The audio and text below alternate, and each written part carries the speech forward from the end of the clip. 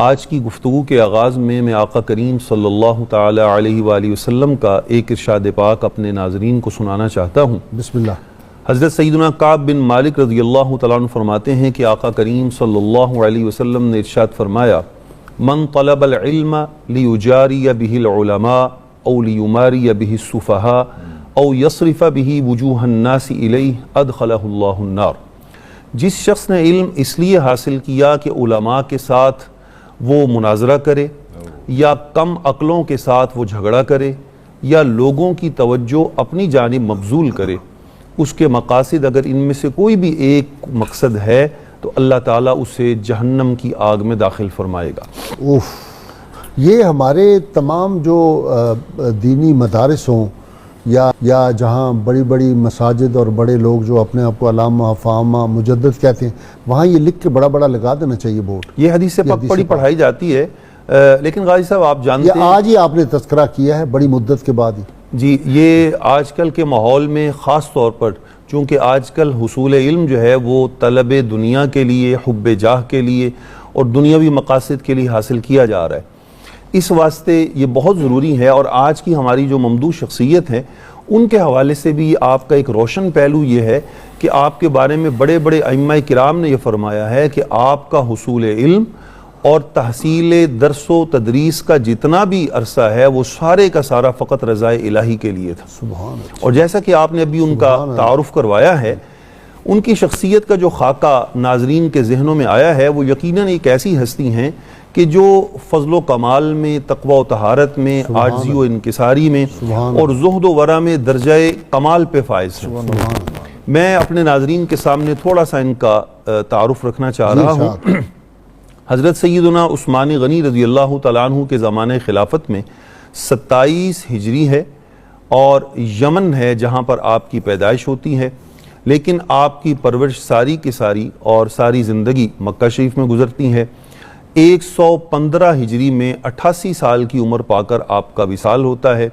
اور یہ ساری زندگی، اس کا ایک ایک لمحہ حصول علم میں اور اشاعت دین میں آپ بسر فرماتے ہیں۔ وہ شعر علامہ کا آپ تو ماشاءاللہ کافی اشعار آتے ہیں، وہ سیدنا بلال حبشی کے بارے میں جو انہوں نے کہا، چمک اٹھا جو ستارہ تیرے مقدر کا، حبش سے تجھ کو اٹھا کر حجاز میں لایا، وہی بات لگتی ہے۔ جی بے شک، بے شک۔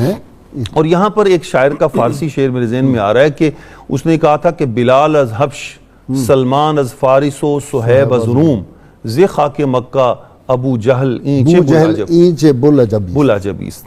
تو اصل بات یہ ہے کہ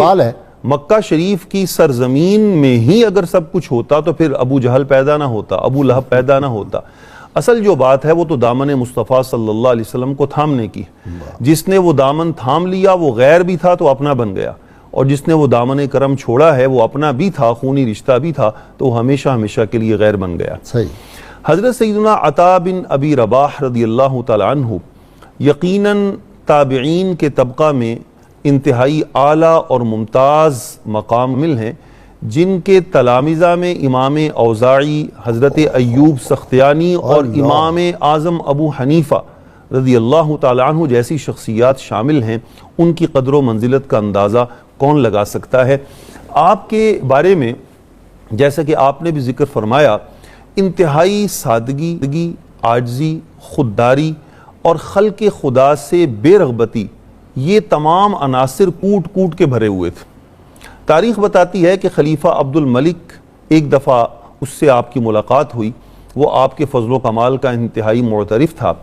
اس نے آپ کو اپنے پاس تخت پہ بٹھایا۔ ہشام کی بات ہے، ہشام بن عبد الملک، ہشام بن عبد الملک نے بٹھایا۔ جی، تو اس نے آپ کو اپنے پاس تخت پہ بٹھایا اور آپ سے اس نے کہا جی مجھے کچھ نصیحت فرمائیے، اور ایک روایت میں یہ بھی آتا ہے کہ اس نے کہا کوئی حاجت ہو تو آپ ذکر فرمائیے۔ تو آپ نے اسے جو حاجتیں ذکر فرمائیں، اللہ اور اس کے رسول صلی اللہ علیہ وسلم کے حرم کے بارے میں اسے تنبیہ فرمائی، مجاہدین جو سرحدوں پر اسلامی سرحد کی حفاظت کے لیے صبح و شام زندگی بسر کرتے ہیں ان کے حقوق کی دیکھ بھال کا حکم فرمایا، جو امور مسلمین ہیں ان کے بارے میں، اور خلیفہ کے دروازے پہ آنے والے سائلین کے بارے میں، الغرض آپ نے خلق خدا کی خدمت کے حوالے سے اسے ہدایات دی۔ تو اس نے کہا حضرت میں نے تو آپ سے اپنی ذاتی حاجت کے بارے میں پوچھا ہے، تو فرمایا مجھے اپنی ذات کے لیے مخلوق سے کوئی حاجت نہیں ہے، میری تمام حاجتیں میرا رب خود پوری فرما رہا۔ جب آپ وہاں سے چل کے باہر تشریف لائے تو آپ کے پیچھے اس ہشام نے پھر یہ کہا کہ ھذا ھو الشرف ھذا ھو السعدت، اسے کہتے ہیں بزرگی، یہ ہوتی ہے سرداری۔ کہ انسان کے دل میں ہمہ وقت جو فکر ہے، جو درد ہے، وہ فقط امت محمدیہ کا درد ہے، اپنی ذات کے لیے کوئی درد نہیں۔ جب انسان اتنا بے لوث ہوتا ہے، بے غرض ہو جاتا ہے اور امت کے حوالے سے ہمہ وقت فکر مند رہتا ہے تو پھر اللہ تعالیٰ اس کی زبان میں بھی تاثیر پیدا فرما دیتا ہے۔